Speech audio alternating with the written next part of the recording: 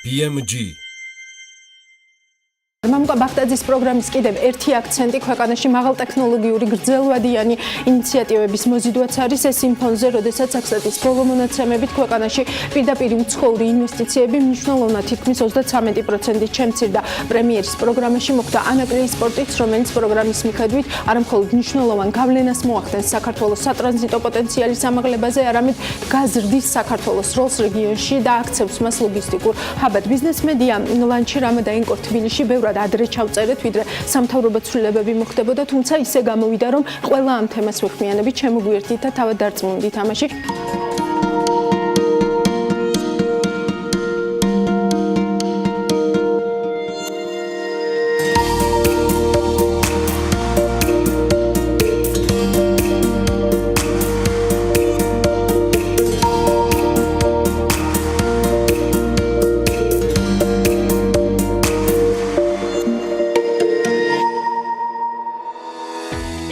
სასტუმრო რამადა ინკორ თბილისში მოვედი, ეს საერთაშორისო ბრენდია, რომელიც მსოფლიოს მასშტაბით ძალიან ცნობილია.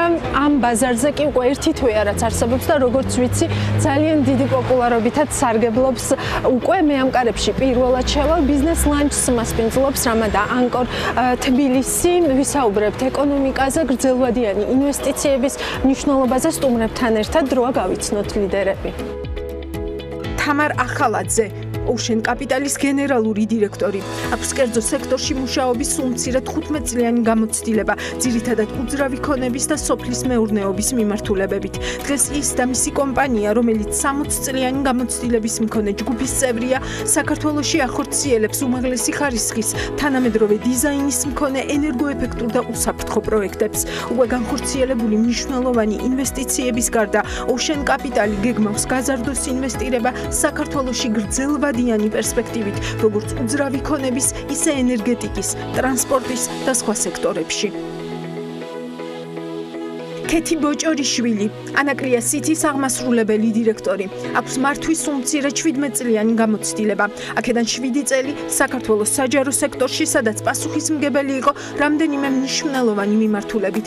მათ შორისაა ეკონომიკური პოლიტიკა, პირდაპირ უცხოური ინვესტიციების მოზიდვა, მცირე და საშუალო ბიზნეს სექტორის განვითარება, ექსპორტის ხელშეწყობა, ტურიზმის განვითარება. აქვს საერთაშორისო საფინანსო ინსტიტუტებთან და საერთაშორისო ორგანიზაციებთან მუშაობის დიდი გამოცდილება. მათთან პარტნიორობით განვითარებული და განხორციელებული აქვს მულტიმილიონობით დოლარის ღირებულების ეკონომიკური პროგრამები. ნათია თურნავა, საპარტნიორო ფონდის აღმასრულებელი დირექტორის მოადგილე. აქვს კერძო და საჯარო სექტორებში საქმიანობის უმცირე 15 წლიანი გამოცდილება. იყო უმსხვილესი ქართული კერძო სამრეწველო ჯგუფის GIG-ის მმართველი საბჭოს წევრი და ჯგუფის შვილობილი კომპანიის საქართველოს საერთაშორისო ენერგოკორპორაციის აღმასრულებელი დირექტორი. მისი ხელმძღვანელობით კორპორაციის გაკიდვები 55%-ით, ელექტროენერგიის გამომუშავება 7-ჯერ და სიმძლავრე 12-ჯერ გაიზარდა. მანამდე 7 წლის განმავლობაში ეკავა ეკონომიკის მინისტრის პირველი მოადგილის პოსტი და უშუალოდ მონაწილეობდა საქართველოს საერთაშორისო დაღიარებული რეფორმების დიზაინსა და განხორციელებაში. მსხვილი ინფრასტრუქტურული პროექტები, გრძელვადიანი ინვესტიციები და ამის გავლენა ეკონომიკაზე. ეს თემა მინდა რომ გავშალო თქვენთან ერთად. პირველ რიგში ძალიან სასიამოვნო არის ასეთ გარემოში საუბარი ისეთ მნიშვნელოვან თემებზე, როგორც არის ინვესტიცია და განსაკუთრებით გრძელვადიანი ინვესტიცია ინფრასტრუქტურაში. შემდეგი 3 წლის განმავლობაში არის 3.5 მილიარდი თანხები უკვე გაწერილი იმ ინფრასტრუქტურულ პროექტებზე, რომელიც დაიხარჯება სხვადასხვა მიმართულებით და რა თქმა უნდა, ამასთან ერთად ძალიან მნიშვნელოვანია უკვე კერძო სექტორის და მათ შორის ჩვენი კომპანიის ჩართულობა, სადაც უკვე ჩვენ ღრმაწლოვან პორტს ვანვითარებ. მნიშვნელოვანია რომ აი ამას კერძო სექტორმა მოკიდა ხელი და კერძო ინვესტიციებით ხორციელდება. თქვენთან გადმოვალ კითხვით, აი შეგვიძლია თუ არა ვთქვათ, რომ რაც უფრო მსხვილია პროექტი, რომელიც უნდა განხორციელდეს ინფრასტრუქტურული პროექტი, მით უფრო მეტად იზრდება ის გამოწვევები, რაც არის დაკავშირებული ამ ტიპის პროექტების განხორციელებასთან. მოგესალმებით, პირველ რიგში მინდა მე მოსალმო და მოვიწონო თქვენი გადაცემის თემა. Რო თქვენ საუბრობთ არა უბრალოდ ინვესტიციებზე და ნუ ეს ახლა საყოველთაოდ ცნობილია რომ ინვესტიცია საჭიროა და კარგი, არამედ საუბრობთ კონკრეტულ ხარისხიან ინვესტიციებზე, მგრძელვადიან ინვესტიციაზე. ანუ თქვენი მაყურებელი და ჩვენი ბიზნესი უკვე იმ დონეზე არის, ასე ვთქვათ, განვითარებული, როდესაც არა უბრალოდ ინვესტიცია აკმაყოფილებს, არამედ კონკრეტული ხარისხის ინვესტიცია. მართლაც გრძელვადიანი ინვესტიციები ეს არის განვითარების საწინდარი, იმიტომ რომ იქეთ საუბრობდა ამაზე და ესე იგი მსხვილი ინფრასტრუქტურული პროექტები, მათ შორის იქნება ეს ენერგეტიკა, იქნება ეს გზები, იქნება ეს აეროპორტები თუ პორტები, წარმოუდგენელია გრძელვადიანი ინვესტიციების გარეშე.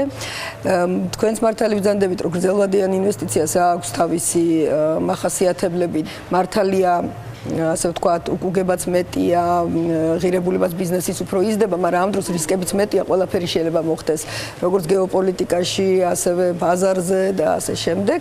მაგრამ პრინციპში ალბათ შეგვიძლია შევაფასოთ გარკვეულწილად ეკონომიკის და ბიზნეს გარემოს სიჯანსაღეს, თუ კი ესე ვთქვათ, მოდის ინვესტორი იმაზე, რომ დააბანდოს გრძელი ვადით ქვეყანაში და ანდოს ესე ვთქვათ, თავისი აქტივები და თუ ჩვენთვის უკვე აქტუალური გახდა ეს გრძელვადიანი ინვესტიციები, ეს იმას ნიშნავს, რომ ჩვენი საინვესტიციო გარემო იმდაგვარად შეიცვალა, რომ უფრო და უფრო მიმზიდველი და ასე ვთქვათ, ღია ხდება გრძელვადიანი ინვესტიციების. ასეთი ტიპის ინვესტიციები საქართველოში მეტნაკლებად, ასე ვთქვათ, ხორციელდებოდა წინა პერიოდში, მაგრამ უფრო ძირითადად ამ ინვესტიციის მიმწოდებლები და წყარო იყო საერთაშორისო საფინანსო ინსტიტუტები, რომელიც დღესაც ასრულებენ საკმაოდ მნიშვნელოვან როლს, იქნება ეს ევრობანკი, სხვა განვითარების ბანკები, მაგრამ მათ შემთხვევაში აქ არა მხოლოდ კომერციული ინტერესია, არამედ განვითარების ინტერესი, პოლიტიკური, სტრატეგიული ინტერესი და ამიტომ ისინი უფრო მეტ რისკს იღებდნენ, მაგრამ ეხლა ამ ბოლო დროს ხდება უფრო მეტი კერძო მოთამაშე ამ ბაზარზე. ანუ გაჩნდა ისეთი პროექტები, რომელსაც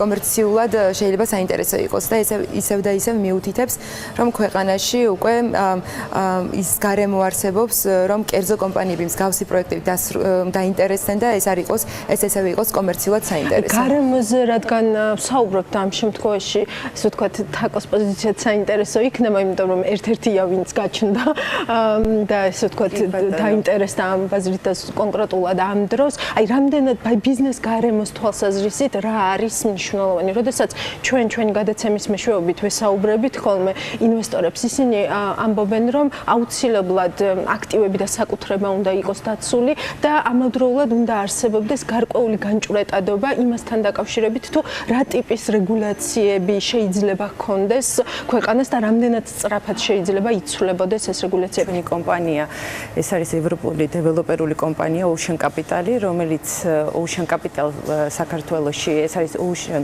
Capital Holding-ის ნაწილი, რომელიც აერთიანებს ნიდერლანდებიდან ინვესტორებს, ნიდერლანდებიდან, გერმანიიდან, დიდი ბრიტანეთიდან და შუა აღმოსავლეთიდან. და თქვენს გრძელვადიანი ინტერესი მნიშვნელოვანია ზუსტად აი ამ კუთხით მინდა ვთქვა, რომ ისინი შემოვიდნენ უფრო უძრავი ქონების მიმართულებით, მაგრამ მათ აქვთ გამოცდილება, უკვე საკმაოდ დიდი გამოცდილება ამ მიმართულებით, მაგრამ ასევე არიან გარდამშენებლობისა და სამშენებლო მასალების წარმოებისა, ენერგეტიკაში, ჯანდაცვაში, ტრანსპორტში და გაჩნდა, იმიტომ რომ ჩვენ უკვე მათ დაინახეს, ასე ვთქვათ, რომ დიდი პოტენციალი არის საქართველოში და მიუხედავად მათ მიერ განხორციელებული ინვესტიციებისა, უკვე გადაწყვეტილი აქვთ გაზარდოთ ამ კუთხით ინვესტიციები და უკვე ასე ვთქვათ, ჩადონ ეს ენერგეტიკაში და ტრანსპორტში. დამეთანხმება ქეთი და ნათია, რომ თვითონ საქართველო ძალიან პატარა ქვეყანაა, თავისი პატარა ბაზრით და ასე ვთქვათ, ძალიან ამ ქვეყანას თავისი ეკონომიკური ზრდისა და განვითარებისთვის, რა თქმა უნდა, ინვესტიციები და ინვესტორები და ინვესტიციების მოზიდვა ჭირდება. და ამ მხრივ, რა თქმა უნდა, ძალიან მიმზიდველია ეს გარემო და ძალიან დასაფასებელია, რომ სახელმწიფო ამას ყურადღებას აქცევს და ძალიან ხელს უწყობს. თუმცა მეორეს მხრივ მაინც მინდა აღვნიშნო, რომ გარკვეულ რგოლებში მაინც არსებობს რაღაცა ტიპის, ასე ვთქვათ, ბიუროკრატია, შემაფერხებელი ბიუროკრატია, რაც ვფიქრობ, რომ თავისთავად ხელს უშლის ინვესტიციების მოდინებას. კონკრეტულ პროექტებზე გადავიდეთ და კონკრეტულ პროექტებზე ვისაუბროთ, კეთი ისევ ჩვენთან გადმოვალ. ნოლიდან იწყება ეს პროექტი, ამიტომ ძალიან კიდევ უფრო აათმაგებს პასუხისმგებლობას და სტარტაპია, კი, რა თქმა უნდა, სტარტაპია, Greenfield-ია. რაც მოგცემს ღრმაწლოვანი პორტი, ეს არის შესაძლებლობა, რომ მივიღოთ დიდი გემები, რაც რა თქმა უნდა უფრო აიაფებს უხეშად რო ვთქვა სატრანზიტო გადაზიდვებს და ეს ძალიან დიდი პლუსი არის იგივე გადამზიდავი კომპანიებისათვის, რომ ამ ინფრასტრუქტურით დაინტერესდნენ და რაც ყველაზე მნიშვნელოვანია, state of art ინფრასტრუქტურა შეიქმნება, რომელიც თითქმის 99% დატვირთულობით იმუშავებს. ანუ არა მხოლოდ პირდაპირ რეგიონი, რომელიც არის აზერბაიჯანი, სომხეთი და საქართველო ამ ტვირთებზე იმუშავებს, არამედ კიდევ უფრო ესე რომ ვთქვათ, სხვა ბაზრებზეც, რომელიც არის ცენტრალური აზიის ქვეყნები და ირანი. ეს არის დამატებით 157 მილიონი და თითქმის 800 მილიარდის ეკონომიკა და რეალურად საქართველოს შესაძლებელია რომ გახდეს კარიბჭე აი ამ რეგიონებს შორის და აბსოლუტურად ახალი მიმართულებები, რომელიც უკვე ნელ-ნელა ვითარდება, გვაქვს ამის მაგალითი და დიდი შესაძლებლობა რომ ეს პოტენციალი დავიჭიროთ. ეს არის ეგრეთ წოდებული სამხრეთ-დასავლეთ მარშრუტი, ეს არის ინდოეთიდან ტვირთები ევროპისაკენ და აი ეს მარშრუტი ძალიან საინტერესოა, რადგან ინდოეთსა და ევროპას შორის ვაჭრობა 91 მილიონი არის და რეალურად საქართველოს შეუძლია დაიმკვიდროს აი ამ პოტენციალი რომ გაატაროს, რა თქმა უნდა, რაღაცა პროცენტული მაჩვენებლობით ტვირთები და რაც ასევე ყველაზე მნიშვნელოვანია აბრეშუმის გზა. იცით რომ აბრეშუმის გზის მიმართულებით ძალიან აქტუალურია დღეს ამაზე საუბარი, ძალიან სხვადასხვა მიმართულებები ვითარდება, მათ შორის საქართველოს უჭირავს ეს ესე ვთქვათ შუა მიმართულების როლი და ძალიან მნიშვნელოვანია რომ ჩვენი მეზობელი ქვეყნებიც ასევე ძალიან სტრატეგიულად ავითარებენ ინფრასტრუქტურას ამ მიმართულებით. მე მინდა გამოვყო ყაზახეთი, რომელმაც შექმნა ყაზახეთსა და ჩინეთს შორის მშრალი პორტი და დიდი ეკონომიკური ზონა, რომელშიც ინვესტორი თავად ჩინელი კომპანიები არის, მათ შორის ერთ-ერთი ყველაზე დიდი საზღვაო ხაზი კოსკო, ასევე ანვითარებენ პორტს კასპიის ერთ მხარეს, ყაზახეთის მხარესაც და უკვე აზერბაიჯანის მხარესაც ვითარდება და მოდერნიზაციას უკეთებენ რკინიგზას და რეალურად ყველაზე დამაბრკოლებელი იყო საქართველო, რადგან არ იყო საქართველოში იყო ეგრეთ წოდებული ბოთლნეკი. აქედან უკვე უჭირდა ტვირთებს გასვლა, რა თქმა უნდა, უმაღლესი ხარისხის სერვისი უმნიშვნელოვანესია, რადგან მათ განიხილონ საქართველო როგორც ჰაბი და გადმოიტანონ ესე რომ ვთქვათ თავიანთი ბიზნეს აქტივობები ჩვენს ქვეყანაში. რომ აღარაფერი ვთქვათ იმ ირიბ ბენეფიტებზე, რომელსაც ასევე მიიღებს ქვეყანა, იმიტომ რომ ამ პორტის გარშემო კიდევ სხვა ტიპის ეკონომიკური აქტივობა ძალიან მაღალი იქნება გადადინების ეფექტები, აი აბსოლუტურად გეთანხმებით. იცით რომ ამ სახელმწიფო ასევე აკეთებს ბმულს რკინიგზის და გზის, რომელიც ამ ღრმაწლოვან პორტს დააკავშირებს ჩვენს ეროვნულ ინფრასტრუქტურას, ესე რომ ვთქვათ, დანარჩენი და რეგიონალური ინფრასტრუქტურას. შესაბამისად, უკვე იქ მიმდებარე ტერიტორიასაც უჩნდება ძალიან მაღალი ღირებულება, რადგან ჩვენი მიზანია ასევე რომ პორტი რა თქმა უნდა თავის შვება და ძალიან დიდი არის, მაგრამ კიდევ უფრო დიდი სარგებლის მიღება შეიძლება უკვე ეკონომიკურ ზონაში. წარმოებები დავაინტერესოთ, იცით და აქ უკვე ბევრს არ ვისაუბრებ, საქართველოს რამდენად კარგი ვაჭრობის ხელშეკრულებები აქვს, ევროპასთან, ჩინეთთან თავისუფალი ვაჭრობის ხელშეკრულებები აქვს. აი ამ პოტენციალის გამოყენება ჯერ ძალიან მინიმალურ დონეზე ხდება, მაგრამ ვფიქრობ უკვე რომ როდესაც იქნება საერთაშორისო დონის ინფრასტრუქტურა და საერთაშორისო დონის ინდუსტრიული ზონა, უკვე ჩვენ რეალურად შეგვიძლია ვიცი რომ დაუსრულებლად შეგიძლია ამ თემებზე დაუსრულებლად შეგვიძლია რა თქმა უნდა გერმებზე და ასე შემდეგ იმედი მაქვს რომ ესე ვთქვათ ნამდვილად მივიღებთ და სრულად ავითვისებთ იმ პოტენციალს რა პოტენციალიც გვაქვს ნათია თქვენთან გადმოვალ ახლა კითხვით თქვენ ბევრ ესეთ გრძელვადიან ინვესტიციას ესე ვთქვათ აერთიანებთ რომელ პროექტებზე აკეთებთ დღეს სწორად არ არის იმდენად დიდი პრობლემა სესხის მოზიდვა მათ შორის საერთაშორისო საფინანსო ინსტიტუტებიდან საკმაოდ ესეთი მიმზიდველი პირობები და გრძელვადიანი სესხების მოზიდვა პროექტებისთვის, მაგრამ ჯერ კიდევ კვლავ პრობლემა რჩება კაპიტალის მოზიდვა, გრძელვადიანი ინვესტიციის კაპიტალში. აქედან გამომდინარე ჩვენი ფონდი, საპარტნიორო ფონდი სწორედ ამ როლს ასრულებს და აი ამ ასე ვთქვათ დანაკლის რაღაცნაირად ფარავს ამ ეტაპზე. ხოლო შემდეგ რაღაცა პერიოდის შემდეგ ჩვენ ამ პროექტებიდან გამოვდივართ. აქედან გამომდინარე ჩვენც რაღაც განვითარების ინსტიტუტის როლს ვასრულებთ ამ გრძელვადიანი საინვესტიციო პროექტებში მონაწილეობის თვალსაზრისით.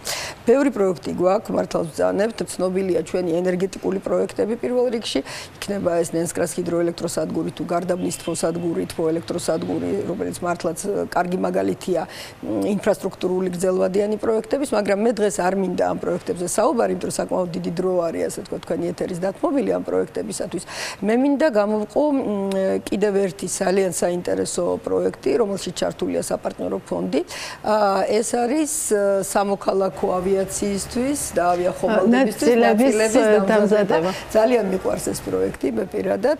ძალიან დიდი დრო და ენერგია დაუთმეთ ჩვენ მის განვითარებას. ჯერ კიდევ 2013 წლიდან იყო ასე ვთქვათ ამ პროექტზე გამართული მუშაობა, რაც ადასტურებს არა იმას დაუშვათ რომ ჩვენ ბიუროკრატიულები ვართ, თუმცა არც უმაგისობა გვჭირს რა თქმა უნდა, მაგრამ იმას რომ არც ისე მარტივია დღევანდელ საქართველოში შენ შეკრა აი ესეთი ტიპის რთული მრავალკომპონენტიანი ინფრასტრუქტურული პროექტი. საბოლოო ჯამში ჩვენ და ჩვენი პარტნიორები, ეს არის ისრაელის ცნობილი კომპანია, ცნობილი ბრენდი Elbit Systems-ი, რომელიც 1967 წლიდან არის ბაზარზე, არის NASDAQ-ზე კოტირებული, ასე ვთქვათ, აქვს 3 მილიარდზე მეტი ბრუნვა და ტრადიციულად აწვდის სხვადასხვა ქვეყნის მთავრობებს თუ კერძო მყიდველებს, სწორედ აი საავიაციო ხომალდებისთვის, როგორც სამხედრო, ასევე სამოქალაქო ნაწილებს, აი ჩვენთან ერთად ახორციელებს ამ პროექტს. Სოთაშორის ნატია ბოდიში რო გაწყვეტნებ, მაგრამ ესეც შეიძლება ალბათ ჩავთვალოთ გადადინების ეფექტად, როდესაც ესეთი მსხვილი ტიპის ინვესტორი შემოდის, სავარაუდოდ ის ზრდის ნდობას, რომ მოიზიდოს უკვე სხვა ტიპის ასევე მსხვილი ინვესტორები. ჩვენ სხვაშორის ასეც მიუდექით ამ პროექტს, იმიტომ რომ რა თქმა უნდა ამ პროექტში არის რისკები, იმიტომ რომ ჩვენ სხვა თუ არაფერი არავის ცოდნა არ აქვს ამ დარგის. ეს არის სრულიად ახალი სიტყვა, ეს არის კომპოზიტური ნაწილები და კომპოზიტი ახლა თქვენ რო წარმოიდგინოთ თქვენი თავით თვითრინავში არის ყველაფერი ის, რაც არ არის ლითონისგან იქ და ეს არის ასე ვთქვათ მართლაც მაღალტექნოლოგიური ნანოტექნოლოგიებზე დაყრდნობილი ასე მასალა.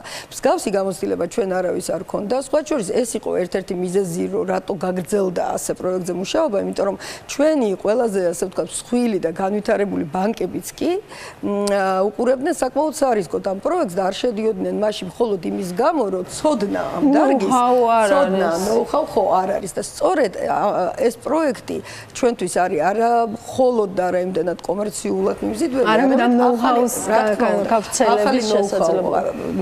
ნოუ-ჰაუ შემოვიდა საქართველოში ეგ-ერთი, გარდა ამისა ძალიან პრესტიჟული პროექტი არის, ჩვენ ძირითადი მყიდველები მთლიანად არის ორიენტირებული ასე ვთქვათ ექსპორტზე, ჩვენი კლიენტები იქნებიან Boeing-ის თვითრინავები, Boeing-ის ხომალდები, იქნება Airbus-ი, იქნება Alenia, იქნება Bombardier და სხვა ცნობილი ბრენდები. რუკაზე რო გაჩნდება, ასე ვთქვათ, პატარა დროშა ქართული და ეს არის წარმოებულია საქართველოში, აი ამაშიც ვხედავთ ჩვენ ძალიან დიდ როლს და აი ეს ძალიან მნიშვნელოვანია. რამოდენიმე წელი ჭირდება ინვესტიციის მოზიდვას და პროექტის განხორციელებას. პირველ რიგში და ამ შემთხვევაში ანაკლიის ჩვენ ვყიდით მარშრუტს, რომელზეც საქართველოს არის. აი მე ვყიდით ქვეყანას.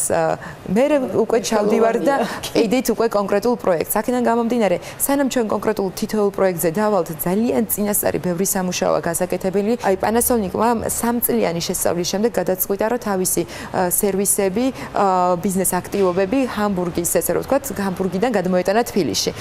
3 წელი დაჭირდა, ესე რომ ვთქვათ, ამ პროექტს და დღეს უკვე Panasonic-ი დისტრიბუციას და არ მარტო დისტრიბუციას შეფუთვას და სხვა ბევრ ესე რომ ვთქვათ, ახორციელებს თბილისიდან. უკვე შემდეგი კომპანიის შემოყვანა უფრო მარტივი იქნება, რადგან უკვე ეს გზა გამგებელი არის, მაგალითები არსებობს და ქვეყნის გაყიდვაზე მინდა ასევე დავამატო, ხა ჩვენ ამითი ვართ დაკავებულები ძირითადად, ვინც ამ ინვესტიციების სფეროში საქმიანობთ.